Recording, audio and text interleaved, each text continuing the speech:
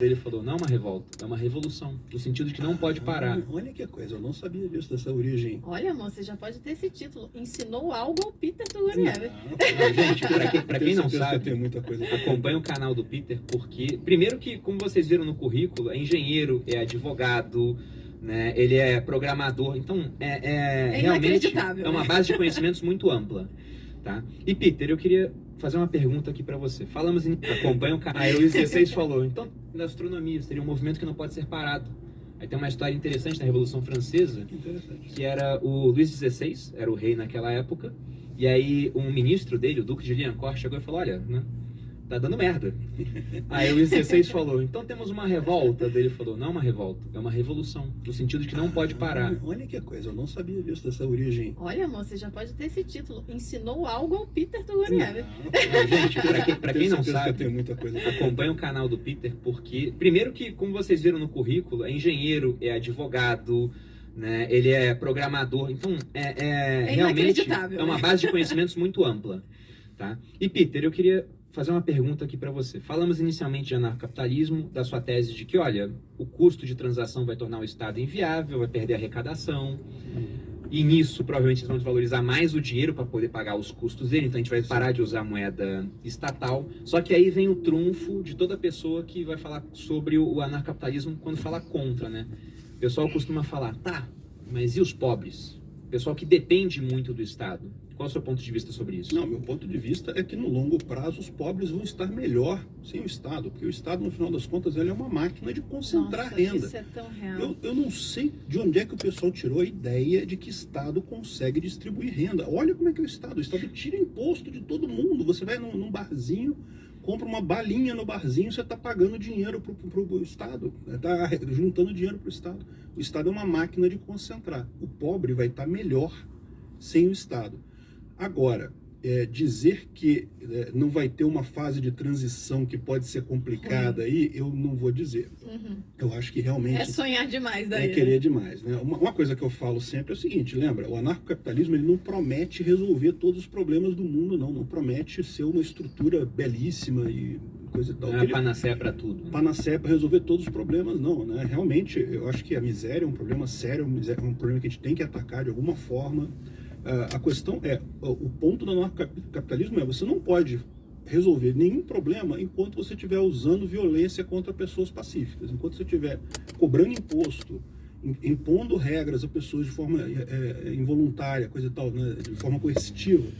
Não é solução isso. Não sei qual vai ser a solução, mas a solução de usar a violência nunca é solução. A gente já explicou aqui várias vezes, em vários episódios, o quanto que o pobre, né, as pessoas que têm menos dinheiro, sofrem com impostos, porque eles são os que mais pagam impostos, porque em todos os produtos e serviços tem muito imposto e no final das contas, como eles têm menos dinheiro, eles acabam gastando todo o dinheiro dele, boa parte disso vai para imposto. Então é legal sempre falar isso, porque as pessoas quando elas olham, né, a gente, empreendedor, gente rica, sei lá, e fala lá, a culpa é deles, né?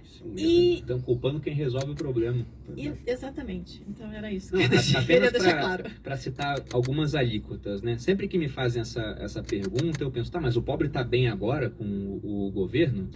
Porque você vai olhar uma pessoa pobre que mora numa grande cidade, pelo menos, ela vai ter luz, ela vai ter água. O que o mercado está disposto a dar, e tem menos água no Brasil encanada, porque tem um monte de restrição para se fazer isso. Até porque a gente é um país que respeita poucos contratos, né? Se respeitasse mais, o pessoal estava topando correr esse risco, por exemplo.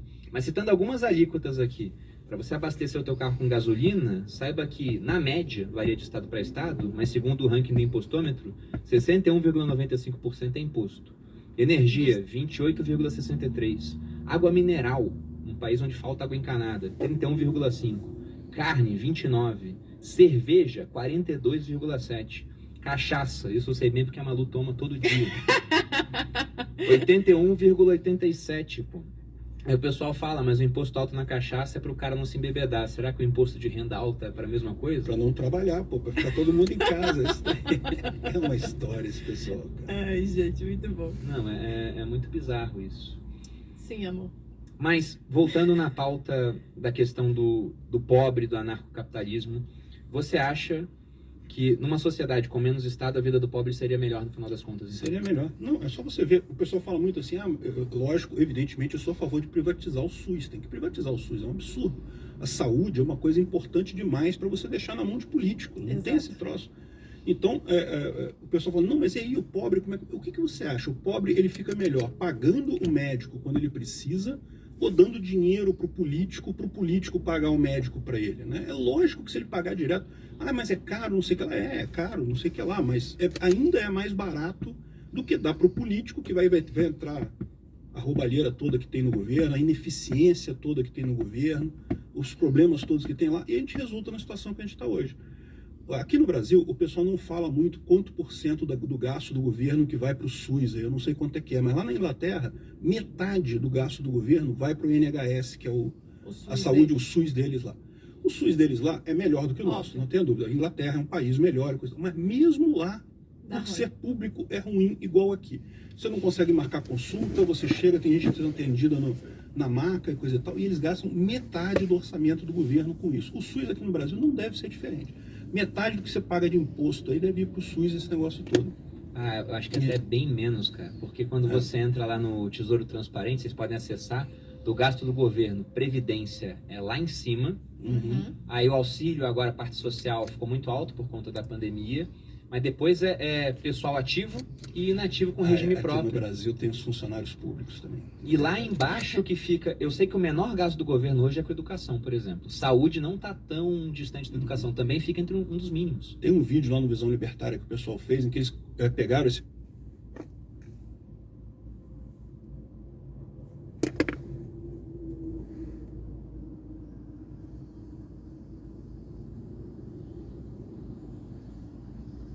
valor do gasto do SUS, dividiram pelas pessoas, coisa e tal, e dava cerca de R$100 por pessoa, que é o gasto do governo no SUS. R$100 você paga um plano de saúde, a verdade é essa, um plano de saúde simplesinho, você paga uns R$100.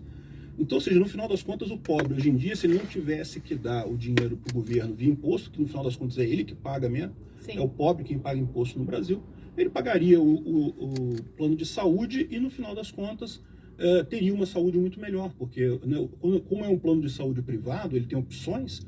Se ele não for bem atendido na clínica A, meu amigo, ele nunca mais vai na clínica A, vai para a clínica B, a clínica A vai à falência.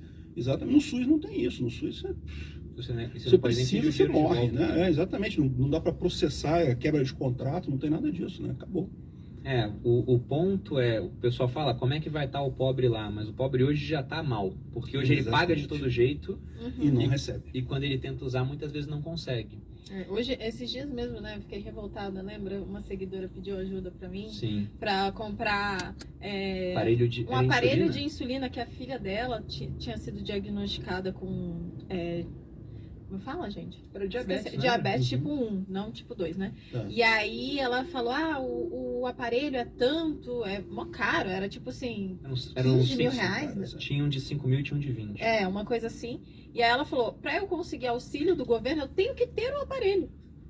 Aí eu falei, gente, não funciona essa bosta. E ela Por tentou que tem que processar pagar? o governo pra ter. Né? Porque é o direito dela, teoricamente, mas nem assim.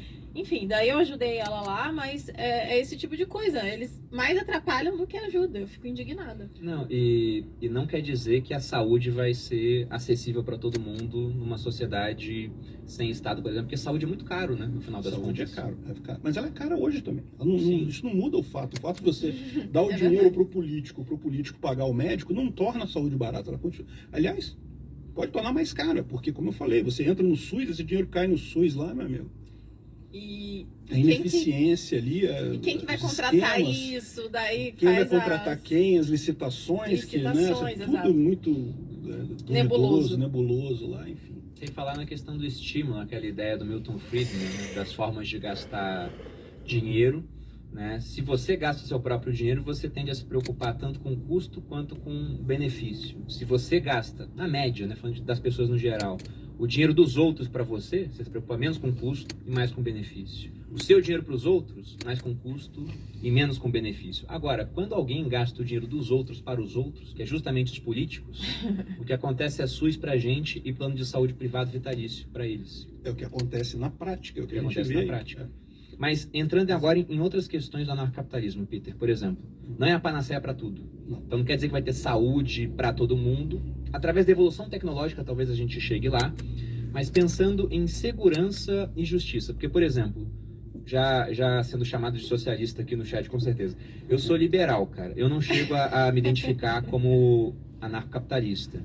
A gente sabe que você é ANCAP e tá com vergonha de falar. Não tem problema ANCAP não, no armário, né? Tá tranquilo. ANCAP no armário é o que mais tem por aí. Mas o meu ponto é o seguinte, para o liberal, pegando lá no liberalismo clássico, ele fala, olha, as pessoas no geral são pacíficas, fazem as transações voluntárias, que são boas para ambas as partes, mas tem pessoal que não é pacífico.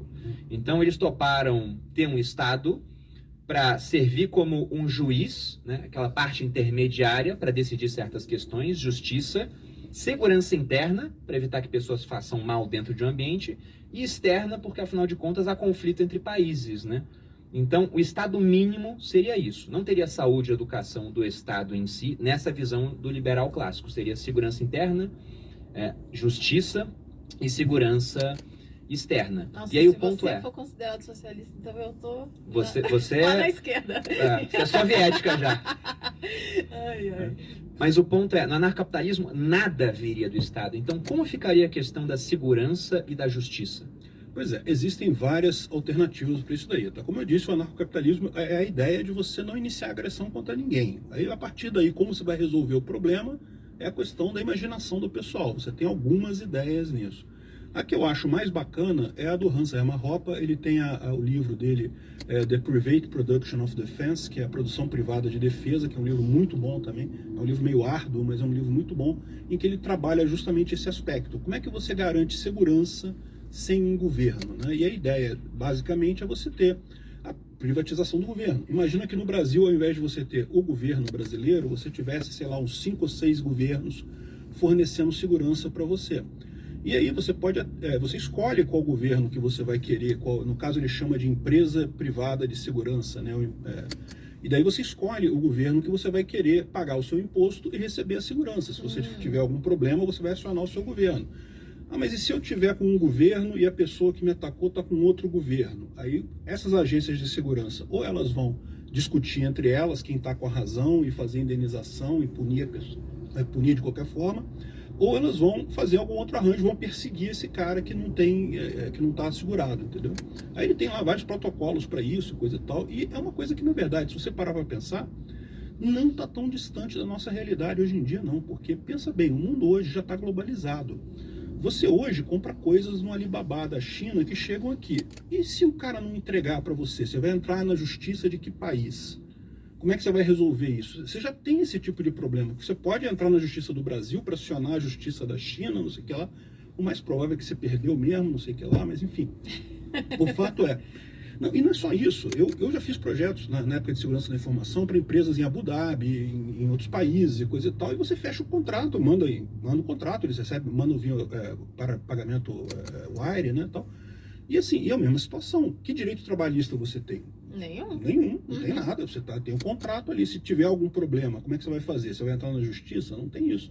Então, a gente já está vivendo dessa forma. A gente já tem um arcabouço que a justiça estatal ela já é insuficiente. Ela já não resolve o problema do mundo globalizado, né? Você já tem esse negócio. E repara como é que isso está acontecendo de fato, das pessoas irem mudando, né? Tem até vários canais de nômades digitais por aí, né? O Rafael Scapella, muito gente boa, tem aquele cara americano também. Eles fazem justamente isso. Você escolhe o país que você vai morar, é quase como você contratando a empresa de segurança privada que vai cuidar da sua segurança. Ou seja, é um passo. Imagina que, por exemplo, os Estados Unidos abrisse a opção, olha só, se você quiser ser cidadão americano, você paga imposto pra gente aqui e eu vou garantir a sua segurança aí onde você estiver. Não importa se você está nos Estados Unidos, está no Brasil, está não sei aonde. Oh, é caro ser americano, tá, gente? 50 metadinha. E, aliás, eles é o único país, acho que é o único que cobra imposto até fora de quem está de fora. Para quem não sabe, o americano, se ele está morando, sei lá, na China, ele paga 50% de imposto. Não pro sei se chega a país. ser 50, mas ele paga É imposto por nos aí, Estados Unidos amor. ainda. Isso foi o Obama, eu acho que botou, e desde então tem gente abrindo mão de cidadania americana. Tem. Tá ficando cada vez mais comum isso, é verdade. Tá doido. Não, então, mas aí que tá. Eu usei como exemplo os Estados Unidos, mas um outro país qualquer, você pode pensar dessa forma também, né? Então, essa é a ideia da empresa privada de segurança. Você Sim. tem múltiplas empresas que podem até começar a originar com os próprios países que tem hoje, né? No momento que você coloca isso numa competição, você cria o que ele chama de a sociedade de leis privadas. Por quê? Quando você assina esse contrato com esse governo, né, com essa empresa privada de segurança, na verdade, esse contrato tem um monte de coisa. Essas regras que estão lá, ao contrário das leis atuais, elas